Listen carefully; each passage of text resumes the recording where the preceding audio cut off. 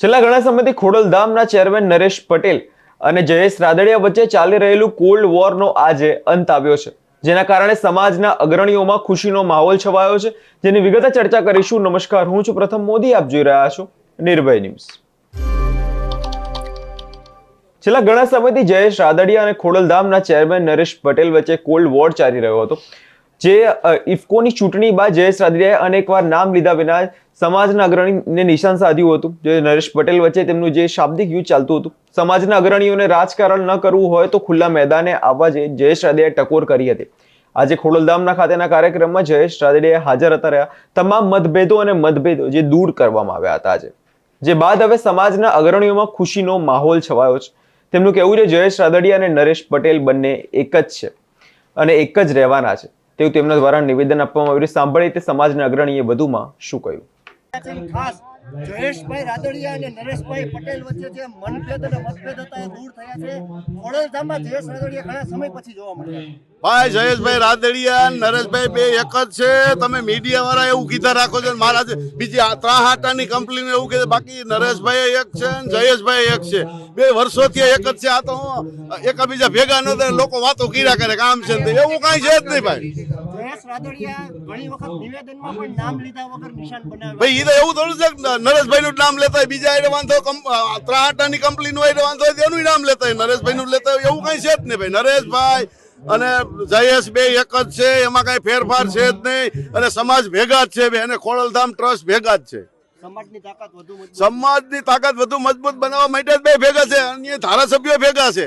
તમે ઉપાધિ કરવા તમે મીડિયા વાળા નો પૂછવાનું પૂછો છો એટલે ખોટું બોલાઈ જાય છે। ના ના ના ના એવું કઈ છે જ નહીં ભાઈ। જો જયેશ, જો મારી વાત કરું, મને કોર્પોરેટર બનાવે ન બને મારે કાંઈ ફેર ન પડે, જયેશ રાદડિયાને મિનિસ્ટર બનાવે ન બનાવે કાંઈ ફેર ન પડે, ધારાસભ્ય છે કે નથી, તો એમાં કઈ હોય જ નહીં એવું। આ પાર્ટીનો નિર્ણય છે, પાર્ટી જેને બનાવે એને, પાર્ટી જેને બનાવે હોય એટલે બધાને તો મારે થવું છે, પણ કરવા જોઈએ ને। આ બધી એવી વાત છે, તમને એલા યાર ખબર છે, હું બતાવી શકો છો તમને એલા। ખાસ જયેશભાઈ રાદડિયા અને નરેશભાઈ પટેલ વચ્ચે જે મનભેદ અને મતભેદ હતા એ દૂર થયા છે। ખોડલધામમાં જયેશ રાદડિયા ઘણા સમય પછી જોવા મળ્યા। ભાઈ જયેશભાઈ રાદડિયા નરેશભાઈ બે એક જ છે। તમે મીડિયા વાળા એવું કીધા રાખો છો, મારા બીજી ત્રાહાટાની કંપનીને એવું કીધું, બાકી નરેશભાઈ એક છે ને જયેશભાઈ એક છે, બે વર્ષોથી એક જ છે। આ તો એકબીજા ભેગા ન થાય, લોકો વાતો કર્યા કરે કામ છે, એવું કઈ છે જ નહીં ભાઈ।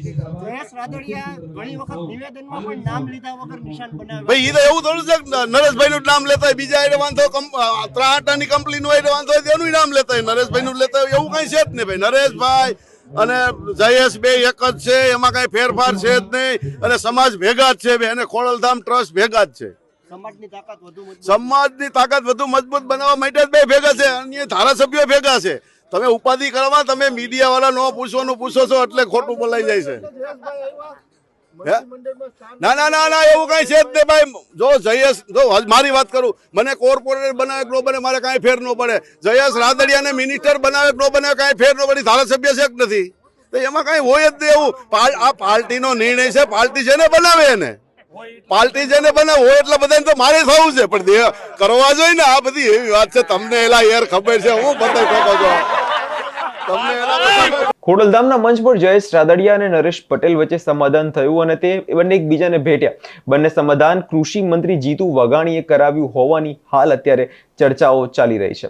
આ વિષયને લઈને તમારો શું અભિપ્રાય છે તેમને કમેન્ટ કરી જરૂરથી જણાવજો, અને અમારી ચેનલ નિર્ભય ન્યૂઝને લાઇક, શેર અને સબસ્ક્રાઇબ કરવાનું ભૂલશો નહીં।